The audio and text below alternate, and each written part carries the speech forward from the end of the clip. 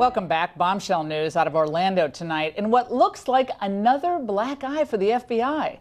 The father of Omar Mateen, remember him? He's the terrorist who gunned down 49 people in the Pulse nightclub attack back in 2016. He was just revealed as an FBI informant. That's according to court documents and testimony in the trial of Noor Salman, Omar Mateen's widow. Authorities killed Mateen on the night of the attack, but his widow is facing federal charges for obstruction of justice and aiding and abetting her husband. Remember, she dropped him off that night. At the trial today, an FBI special agent testified that Omar's father, Sadiq Mateen, was an FBI informant for more than a decade prior to the Pulse nightclub attack. And according to reporters in the courtroom, the agent also revealed the FBI was considering making Omar himself an informant. Nice.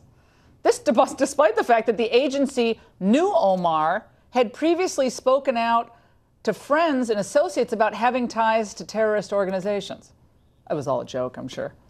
For more on this incredible story, let's go to former LAPD detective Mark Fuhrman and Terry Turchi, who formerly worked in FBI counterterror, and describing both of you gentlemen in that those bland terms don't really capture it. But I've got to say, when I saw this cross, I thought of both of you saying, we've got to get you both on tonight. Terry, let's start with you.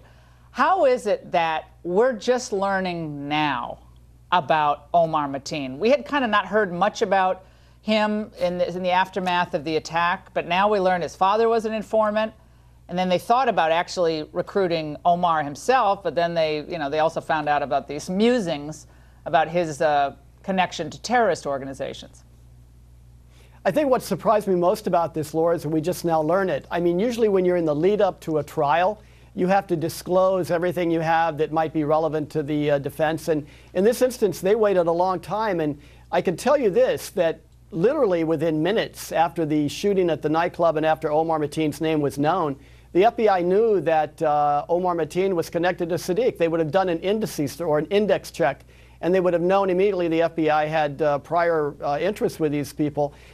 That's not at all unusual. What I'm surprised about is that they would have decided during the lead up to this trial to not say anything about that until now, because you could take big chances in waiting this long. As it turns out, it appears the judge late this afternoon said, look, this is not relevant, this continues on. But there's a lot of questions here, and the one glaring thing that comes to mind, if Sadiq was in fact an FBI informant during that time, and I think the phrase was various points between 2005 and 2016, it's very possible he was even providing information on something else, and they decided we need to keep that part of this as quiet for as long as we can. But ultimately, it was the prosecution team that had to make a decision, and the DOJ, of if and when they were ever going to reveal this. And of course, today it was revealed, and it makes you feel uneasy, and it's a little bit hard to explain it, because the average person would say, that doesn't make any sense. So it's going to feed a lot of conspiracy theories, regardless of how it goes from here on out. And Fuhrman, what effect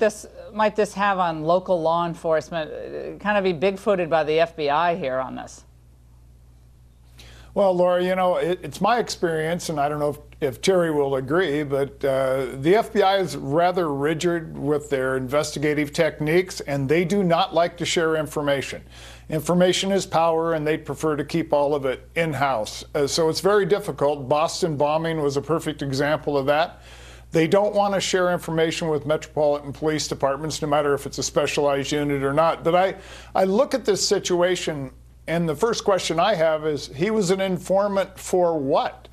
And they're trying to recruit Omar for what reason? So it's obvious that the FBI felt that Omar did have a connection to terrorism, and that he could possibly, if they could flip him, give them information that they could otherwise not obtain.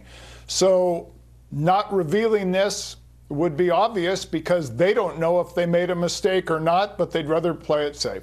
Yeah, I want to play for you, Terry, a soundbite from Director Comey, of course, June 13th, 2016, about this matter. Let's watch. We're also going to look hard at our own work to see whether there is something we should have done differently.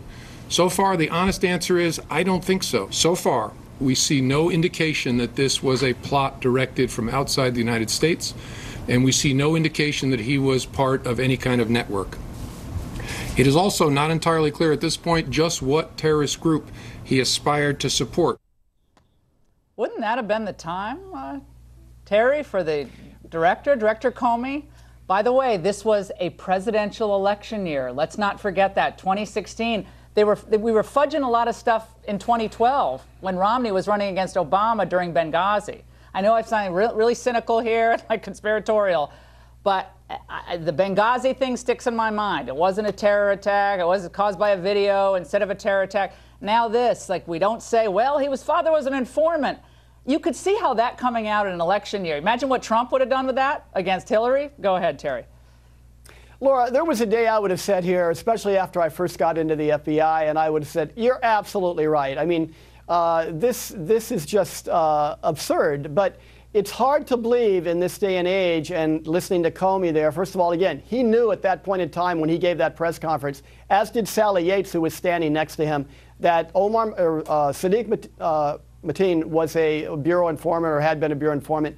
I don't know why they chose not to say anything about that then, but I believe that they'd already made a judgment that there's some reason that we can't bring this up, we can't front this yet. We're going to wait and let the prosecutors figure it all out when we get closer to trial.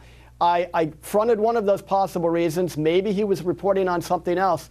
To go back to something Mark said, and I do agree with him, in national security cases, and especially since 9/11, but really this goes all the way back to the days after Watergate and the hearings, and then FISA, which of course we're talking about all the time now.